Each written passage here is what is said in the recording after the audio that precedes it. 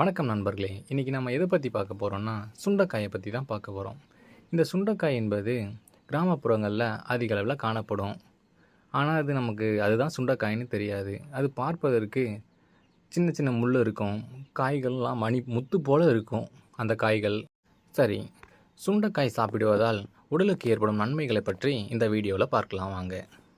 இந்த சுண்டைக்காய் ஆங்கிலத்தில் டர்க்கி எனும் பேரில் சொல்லுவாங்க. பொதுவாக காய்கறி லிஸ்ட்டில் கூட நம்ம இந்த சுண்டைக்காய் சேர்க்க மாட்டோம்.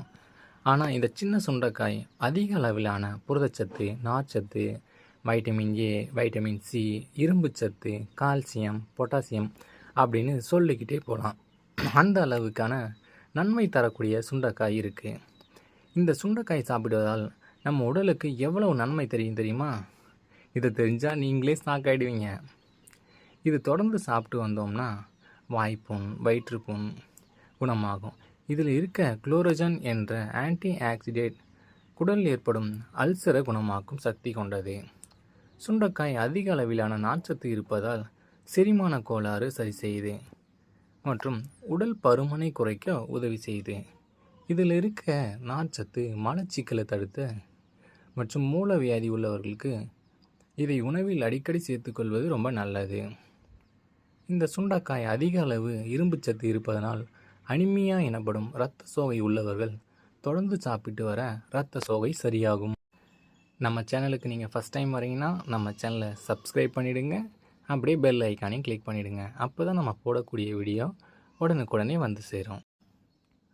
100 கிராம் சுண்டைக்காயில் 22 மில்லிகிராம் இரும்புச்சத்து இருக்குது. இந்த இரும்புச்சத்து இரத்தத்தில் இருக்கும் சிவப்பு அணுக்களை அதிகரிக்க உதவி செய்யுது. இரத்த சோகையால் ஏற்படும் தலைவலி, உடல் சோர்வு இவை அனைத்தையும் சுண்டைக்காய் சாப்பிடுவதனால் சரி செய்ய முடியும். சுண்டைக்காயில் உள்ள கிளைகோலிஸ் என்ற ஆன்டி ஆக்சிடென்ட் இன்சுலினை சரியான அளவு உற்பத்தி செய்ய இந்த சுண்டைக்காய் உதவி செய்கிறது.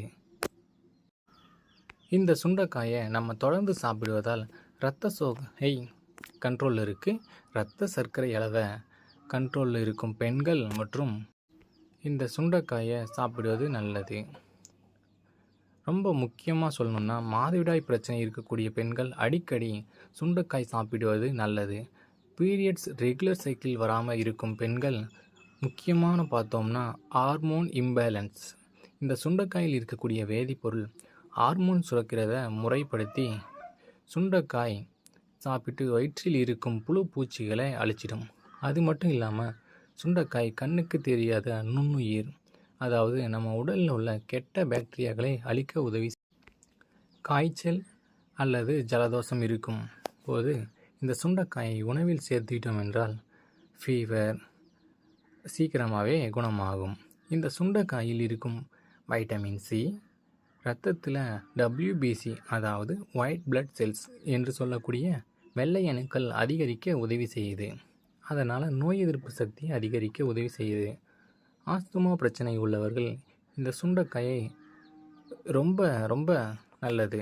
இந்த சுண்டைக்காயில் இருக்கக்கூடிய ஆன்டி ஆக்சிடென்ட் நம் உடலில் உள்ள டாக்ஸிலியான் எனும் செல்களை நச்சுக்களை வெளியேற்ற உதவுகிறது. முக்கியமாக பார்த்தோம்னா நம்ம சிறுநீரகத்தை சுத்திகரிக்க உதவி செய்யுது.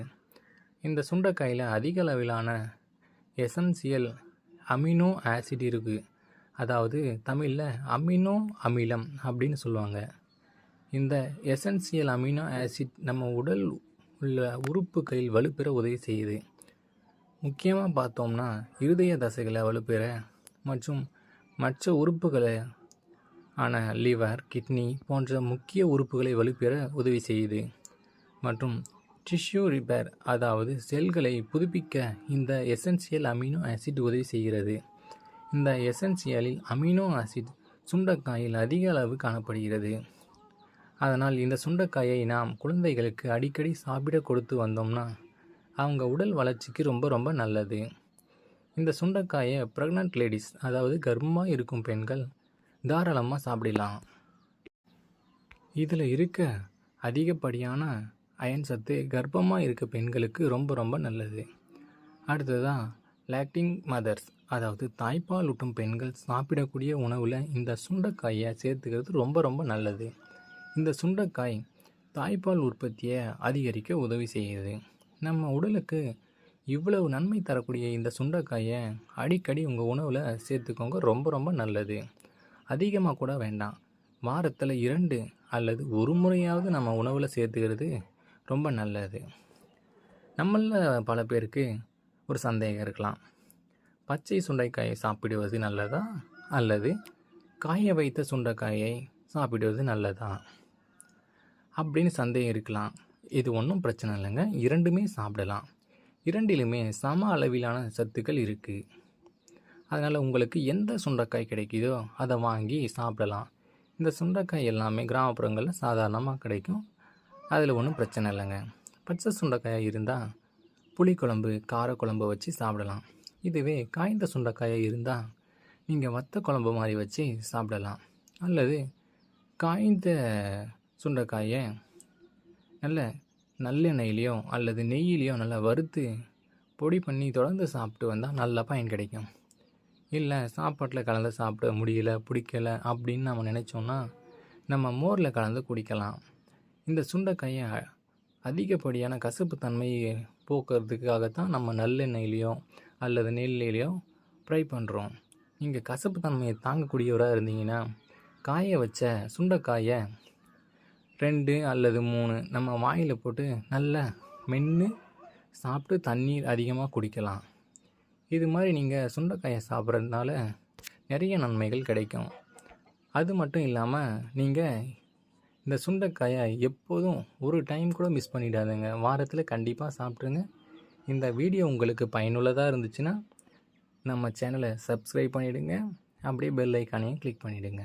நன்றி, வணக்கம்.